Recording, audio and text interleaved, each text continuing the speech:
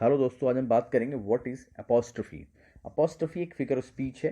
Apostrophe का जो term है वो ग्रीक भाषा से लिया गया था। लिटरली इसका मतलब क्या होता है?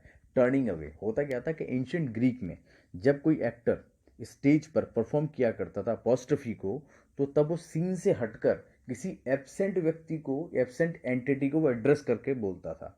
तो ये जो स्थिति थी, ये जो सिचुएशन थी, ये अपॉस्ट्रोफी कहलाती थी एंशियंट ग्रीक में। इसकी डेफिनेशन क्या है?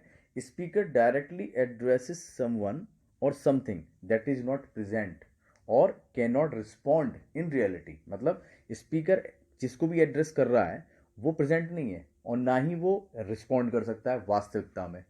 तो ये कहलाता है आपका अपॉस्ट्रफी।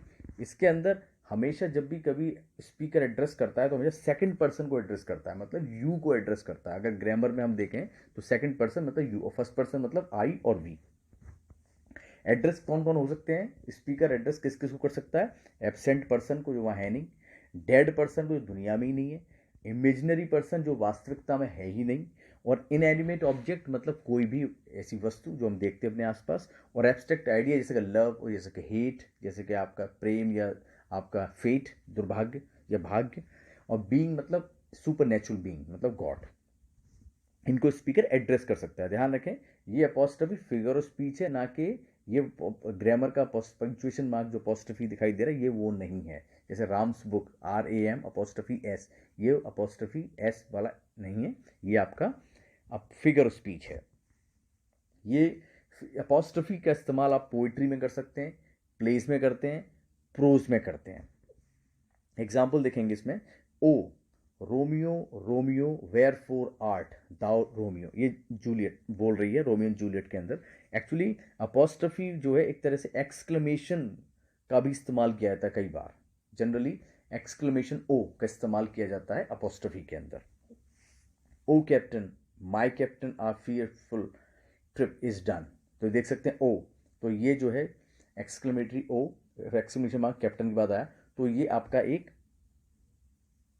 जो है अपॉस्ट्रफी है। Is this a dagger which I see before me, the handle toward my hand, come let me clutch thee. ये जो लाइनें हैं वो मैकबथ जो शेक्सपियर ने लिखा था उससे ली गई हैं। इसमें हम देख सकते हैं कि यहाँ पर जो मैकबथ है ना वो डैगर को एड्रेस कर रहा है, और डैगर जो है आप जानते हैं किस चाकू कहते हैं, तो डैगर को एड्रेस करके बोल रहा है जो उसके सामने प्रेजेंट ही नहीं है, उसको दिखाई दे रहा है उस डर से। तो ये जो है अपने आप में जो है यहाँ पर अपॉस्ट्रफी का इस्तेमाल किया है शेक्सपियर ने। ओड ऑन अ ग्रेशन उनसे ये लाइन ली गई है। Thou still unravished bride of quietness, thou foster child of silence and slow time, sylvan historian who canst thus express a flowery tale more sweetly than our rhyme. तो यहाँ पर जो है, यहाँ पर वो एड्रेस किसको कर रहा है? यहाँ पर जो कीट्स है वो एक बहुत ही खूबसूरत, एक बहुत ही पुराने ज़माने का एक वाज है, उसको वो एड्रेस करके वो बात कर रहा है। उसे कभी ब्राइड कह रहा है, उसे चाइल्ड कह रहा है, कभी हिस्टोरियन कह रहा है, कभी उसे म्यूज़ कह रहा है। तो ऐसा लग रहा है जैसे कि उससे ऐसे बात कर रहा है कीट से, जैसे कि वो कीट ऐसे बात कर रहा है उसे जैसे कि वो बहुत अच्छी तरह से बात कर सकता है। तो ये जो है आपका अपॉस्ट्रफी का इस्तेमाल जॉन कीट्स ने इसमें किया है।